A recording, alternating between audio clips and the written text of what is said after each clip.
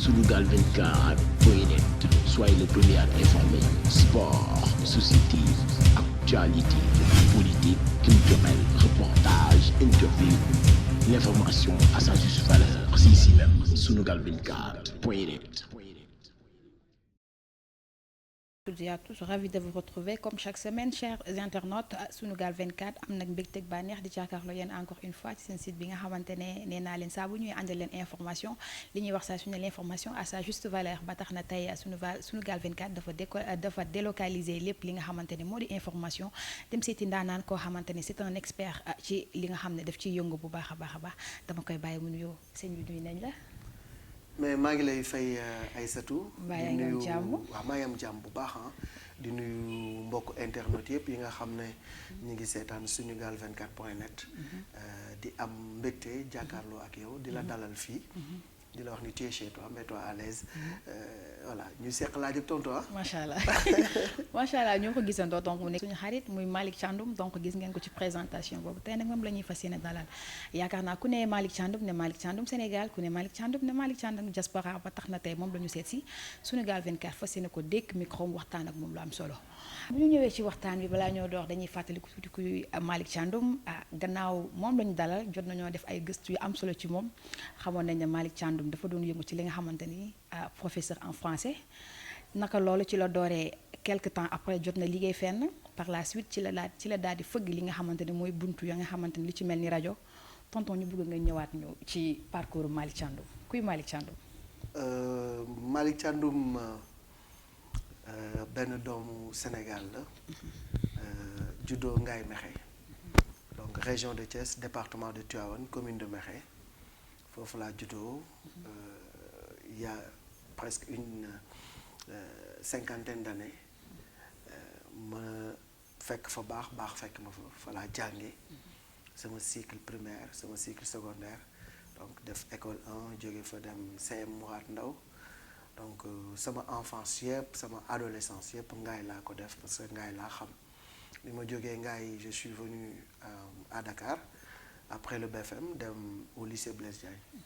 fa laa defee sama cycle ba terminal après ma delluwaat Ngaye su dem gëstu ji seetiwaat yeneen bagage parce que moment boobu xam naa ne man sama yaay sonn na suma kër papa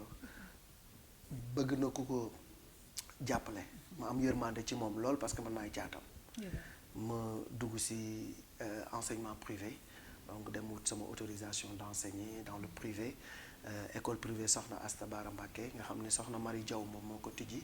mu jox ma ko ma nekk fa aussi bien surveillant que professeur en français foofu laa commencé di titiller un peu l'enseignement mais yàgguma ci dara sama passion dabaat ma parce que sama passion moom musa nekk journalisme waaw bi may nekk xale moom laa doon foye danga ko yàgg bëgg dama ko bëgg moom sama xol laa ko bëgg ma nekk xale bu ndaw di foye micro di ko comme ni booy yi jëlee bal ñuy football ci mbedd waaw man dama ko doon foye jël samay pot defar sama micro ni man maay Ablaye Diaw waaw di reporter samay match voilà à l'école bi ñuy def interclasse ñu war a def finale interclasse il y avait les baffles scène chaîne à musique bi et tout suñu professeur monsieur Correa gaañu na c'était notre prof de français mu ne est-ce que du am ku ñëw tenir micro bi def reporter ma ne ko man mun naa ko voilà par la suite nga ko jëlee j'étais en 5e donc ma jël ko def affaire bi mu jàll et voilà depuis de fil en aiguille moo koy def interclasse ensuite def ko ci nawetaan et puis voilà de nawetaan ma dem rajo Thiès FM bu RTS 100.6 foofu aussi j'ai fait pratiquement 4 ans maa fa doon animé benn émission de nawetaan à partir de là-bas maintenant pour te dire rek nit ki lu nga xam ni moom nga bëgg fa am benn final nawetaan bu am Daaru Musti avant final nawetaan bi am Daaru Musti dafa am final national Thiès alors bi ñu amee final national Thiès Modou Diagne Fada à l'époque ministre ñëw présider final bi mu ko présider dégg ma may reporter parce que dañ ma doon jëlee ngaay ba Thiès di ma fay may reporter publiquement ay match tellement que yàlla daf ma si mayoon don donc may reporter final boobu Modou Diagne Fada mu ne mais sama final bi di ñëw nañ may indil booy bii quoi parce que bëgg naa mu reporter ko donc je suis allé là-bas à Darou Mousti ma dem reporter final bi Idrissa Seck mi ngi fa woon à l'époque tout puissant moom moo présidé final bi sama micro laa yor ca rond central ba coup d'envoi symbolique di làkk ba public bépp jóg taxaw macha allah di reporter match ba ñëpp jóg taxaw y avait Youssou Ndour mi fekke woon na ko y avait à l'époque Matar Sylla qui était le directeur général de la RTS à la mi-temps Matar approché ma ni ma mais Malick yow lii foo ko jànge man ko c'est ma passion dama ko bëgg depuis 5e dama ciy foo maa ngi Thiès FM RTS comme bénévole du ma woon fayee ko dara lépp maa ko doon defal sama bopp comme ni ngay ñafee nii rek léeg-léeg nga paasal sa bopp léeg-léeg nga utal sa bopp sax micro léeg-léeg nga charger sa bopp téléphone oote c'est comme ça ma doon ñafeel sama bopp parce que bëgg naa ko pour alimenter mon émission ma wax ko ni foofu laa nekk mu ni ma c'était dimanche mu ni ma lundi indil ma sa demande à la RTS Youssou Ndour ni ko ah oui kii il est très bon en live ku ko jàppale mu dem lundi laa dem dellu Thiès déposé mardi mercredi ñu ooma ni ma ñëwal ma ñëw mu ni ma je ne te fais pas de test parce que je t'ai vu à l'œuvre je t'ai écouté je te fais un contrat directement c'est comme ça mon histoire et c'est parti donc football moo gënoon nekk sama passion moom laa gënoon bëgg moom laa gën a mën reporter que làmb j'ai fait 2 coupes d'Afrique voire 3 coupes d'Afrique des nations parce que def naa Le Caire donc Égypte 2006 def naa Ghana 2008 def naa Gabon bi passé ànd naa ak équipe nationale fu nekk di reporter ay matchs pour le compte de la RTS donc c'était ça ma passion mais après de fil en aiguille ci la basculé ci nga basculé dugg ci li nga xamante ne foofu laa bëgg a ñëw muy li nga xam ne moo di lamb bi donc comme li mu wax rek internet yi ñoo ko déggandoo gis ngeen ki nga xamante ne moo di parcours Malick Thiandoum mais ñu ñëwaat ci li nga xamante ne mooy lamb transhumance bi ni mu dem ni mu jógee ci foot bi jékki-jékki ñëw ci lamb bi parce que tey jii boo nee foot ñu ne macha allah nga ñëw ci lamb ñu ne tubaar fakàlla macha allah donc nan la fa demee. waaw parce que en fait ñoom bi ma nekkee RTS wax dëgg yàlla topp nañ ma ci ay at grand Omar Dia ak grand Samba Mangane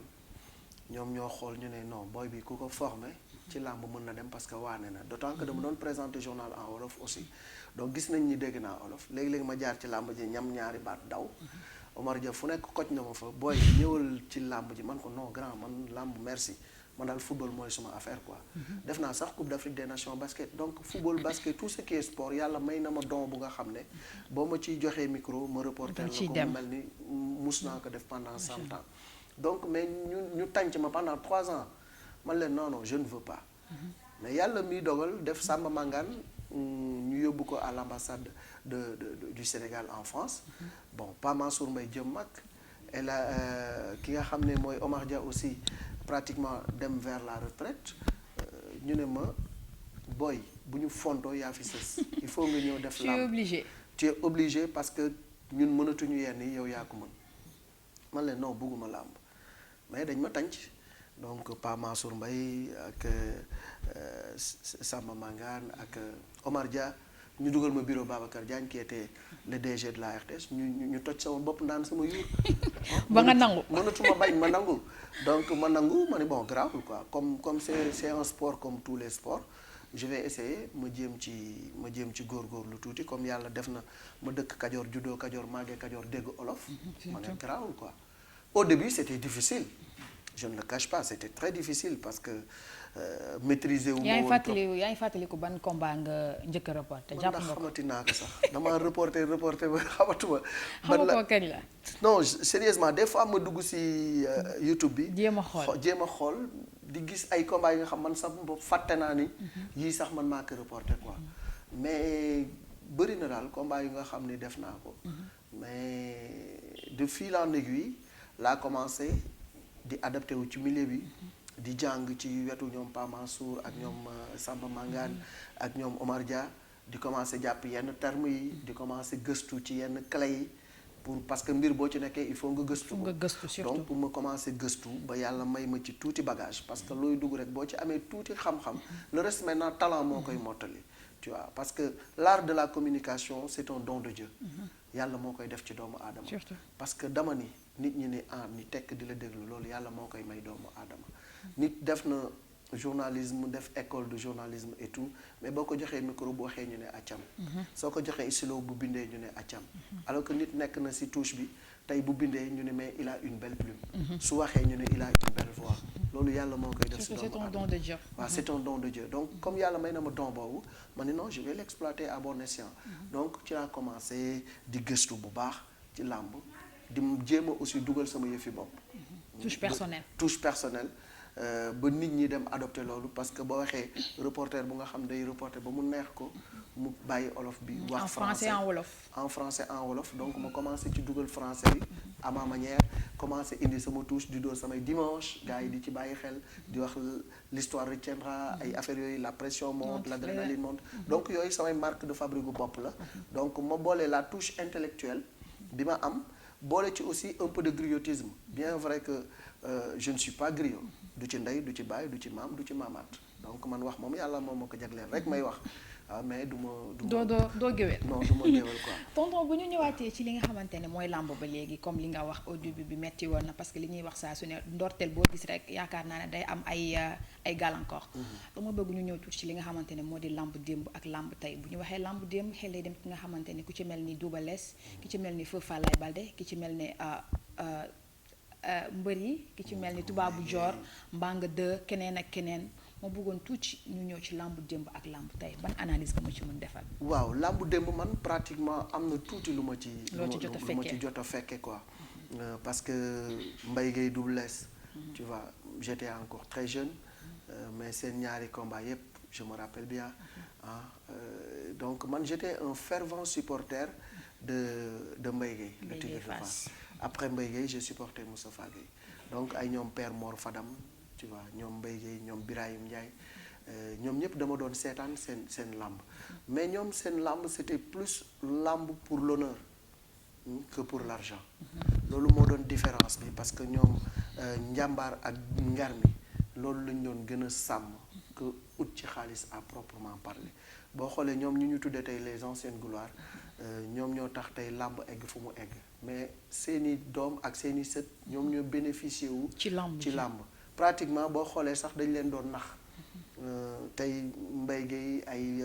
Mohamed Ndiaye Robert ñoom ñoo njëkk a fayee ko ay 1 million à l'époque nit ñi dañu dar seen gémmiñ ni loolu nan lañ ko mën a fayee mbërum làmb donc tu vois à l'époque vraiment metti woon na ba pare lu ci bëri règlement yi am nii amul woon bu njëkk da ngay cabax maanaam jël sa baaraam def ko ci bëtu adversaire bi daan nga gis ku yar ay weyam def ci kaani bu combat bi kii nga wiccax ko sa adversaire boobu aussi da nga doon gis mbër bëre ba pare du gis xaalis tu vois donc ñoom c'est que ñoom amour bi la ñu amoon ak passion bi ak honneur loolu lañ doon défendre tey écurie séeréer fii écurie lébu fii écurie waalo fii cosaan mu nekk cosaan quoi bu nga xam ni pratiquement koo ci dégg tey boo ko laajee da lay wax ay plus de 100 et quelques combats bëri na ko donc moo xam Mbaye Gueye moo xam Père Boy Bambara moo xam góor gi Abdourahmane Ndiaye Farang Mbaye Gueye le Tigre de Fass Mor Fadam nga dem waalo ñu fekk fa ñoom Souleymane Diaw tu vois toutes ces générations là góor gi Njugatin ñoo ak ñoom góor gi maam góor gi Ndiaye tu vois ñooñu non seulement dañu doon bëre ak jom mais bu ñu bëree ba pare dañ daan bàkku le lendemain da nga leen di gis wala dimanche bi ci topp ñu takk sër yi te doo xàmmee ki daan ak ki daanut takk sër ren di segg ñëw bàkku macha Allah ñëw ñu curul sa gun gu ndax ñu tëggal la nga lim ñi nga daan affaire boobu dafa doon neex ci ñoom mais tey boo xoolee ku si mel ni papa yi Ama Baldé góor gi Falaye Baldé yal na yàlla seral ay yaxam yàlla teeru ko àjjana tey bu ñu lay wax ne maison du parti bi nekk fii nii tey ñu tabax ko Colobane si làmb Falaye Baldé lañ ko tabaxee tu vois pratiquement xaalisu làmb moom moo tabax maison du parti socialiste te boobu dañu exploité ñoom Falaye am ci xaalis tabax ci loolu donc mu lay won ni ñooñu passion bi moo gënoon a nekk làmb ci ñoom mais lu ñuy wax ñay buy xàll mbabal doom ji moo tax tey ñooñu gàcc nga tey jii macha allah seen doom ñi ngi ci di ci tedd liñ ci amul woon seen i doom am nañ ko ci parce que tey ku ci mel ni Falaye toujours je le prends en exemple xëy na moom li mu waroon am ci làmb amu ko doonte def na fi lu kenn deful mais tey doomam ki nga xam peut-être moo ci gën a nekk ndaw ñu koy wax sël bu ndaw muy Ama Baldé moo ko tabax xal kër dugal ko ci macha allah kër papa mu tabax ko moom amagul dara mais dañi balaa may tabaxal sama bopp naa tabaxal sama papa daal di eggali li mu bëggoon yéene bi mu bëggoon ba tey mu dëkk si kër gu nga xam ne macha allah ku ko gis da ngay fier donc loolu mooy wane ni xëy na di nga nekk ci mbir doo ci am dara mais ëllëg sa ay sët ñoom ñoo si am dara macha allah ba léegi dégg ngeen li nga xamante ne Malick Thiandoum mi ngi koy wax suñu internet yi mais aussi duñu revivre li nga xamante ne moo di làmb démb tonton bu ñu ñëwee ci làmb tey parce que dañu gis jeunes yi léegi ñoom dañuy dugg ci làmb uniquement pour xaalis mais pas pour bëre ndax boo xoolee tey da ngay gis tey mbër bu jug def benn combat bu siiw macha allah am bës jékki-jékki doo ko gis lan mooy waral loolu. waaw xam nga entourage bi moo baaxul. écrit yi moo baaxul wala dafa doy waar. làmb dafa doy waar tey bu ñu demee aussi ba mbër yi di lekk yenn alal yi aussi dañ ci delloo njukkal yenn champion yu mel ni Mohamed Ndao Tyson tu vois vraiment tey bu ñu demee bay dégg yenn somme yi c'est grâce à lui mu nekk mbër bu nga xam ne teel na yeewu ci làmb teel a xam promoteur bi organisé yan entrée d'argent lay am moo xam ne le sponsoring moom moo ëpp ci lu muy indi xaalis ci làmb donc mu xam ne tey mbër bi indi spectacle bi def spectacle buy futteeku du dóorante bi nit ñi di dagg seen billet pour seetaan ko war na mun a am tey dara ci loolu donc ci la ñu commencé di leen fay yenn somme yi parce que boo déggee millions yi ngay dégg ci làmb boo demee tey nga laaj président Alioune Sarr quand on parle de 100 millions boo demee CNG ay 40 millions nga fay fekk yu ñu déclaré mais tout le reste ça vient du sponsoring donc Tyson ñu koy rendre hommage ci loolu ak ñoom Yaxya Diop Yékini ay ñoom Bombardier tu vois cette génération là franchement fexe nañu ba mbër yi di gis seen bopp ci biir ay jàmbaar lañu quoi parce que ils ont su au moins faire en sorte que li Tyson doon tudde le concept de sport business dekki juddu fexe nañu ba professionnalisme dans le milieu de la lutte commencé am ngay am staff di dem extérieur di préparer wu di xam tey lan sa alal ci lan nga ko war a def parce que mbëru làmb tey ba da ngay bëre dimanche bi ci job bu ma ñëwee ñaan la 10 000 doo ko yor parce que làmb ñi ci ginnaaw mbër moo bëri ñi ci dund dafa bëri tu vois pratiquement dañ doon vivre au jour le jour c'est doo xaalis bi mu jeex mais léegi dañuy am plan de carrière am investissement yi nga xam ne moom la ñuy def donc loolu la xale yi teg seen bët ni tey pourquoi pas ni Mohamed Ndao Tyson def ba tekki Yékini def ko ba tekki tey Bombardier def ko ba tekki man du ma def noonu moo tax ñu ci bëri xaalis bi la ñuy gën a jiital alors que xaalis bi li koy indi bu ñu defaatee tuuti xalaat dañuy xam ne xaalis li la koy indil mooy une carrière un plan de carrière bu baax ngay am ay résultats yu baax mooy indi xaalis bu bari Modou Lo guddul rëyul tollul ñi gaañi mais bayre bi mu am ak spectacle ak xereñteem moo tax tey stade bu mu bëre dafay fees macha allah Siteu barki dem bu la judd mu ñu koy wax le phénomène de l'Ansar tey ay cachet boo xoolee en quelques années ni cachet yéege lu ko may mbooloo mi koy topp mais loolu da ngay am plan de carrière bu baax bañ a teel a beew waaw parce que daf ci am ñu nga xam ne succès dañuy beew succès day teel a yéeg seen bopp mbëri mooy ñuy def carrière bu gàtt boobu ngay wax asalaamaaleykum maaleykum salaam carrière ba jeex na nga naan kii fan la jaar ak ni mu amee woon départ parce que dafa teel a beew teel a gis boppam teel a dugg ci lu nga xam ne àndul ak làmb dafa fiir waaw boo laajee tey Yaxya Diop Yékini di la wax sacrifice yi mu def pour egg fu mu egg tey c'est un grand champion 15 ans d'invincibilité 15 ans yooyu mu toog ngembam gannaawam laalul suuf boo ko laajee yan sacrifice la ci def lan la dëddu ci àdduna bu la ko waxee nga dar sa génne parce que lépp luy bànneexu bakkan da nga koy bàyyi topp sa carrière làmb dafa fiir te carrière baadu carrière dafa laaj temps dafa laaj patience et puis dafa laaj sacrifice liggéey bu metti li sa moroom di def lu ci bari da nga koy xañ sa bopp parce que ndaw nga te yàlla may na la kattan nga jantal xale jigéen yi bëgg la topp et tout ça mais loolu yëpp da nga koy xañ sa bopp di teel a tëdd di entraîner di def ay sacrifice parce que tey pour ñu ñaanal la sax mu ñaan bi jàpp il faut nga fiir ci sa bopp. Sunugal24.net, soyez le premier à être informé. Sport, société, actualité, politique, culturelle, reportage, interview. L'information à sa juste valeur, c'est ici même. Sunugal24.net.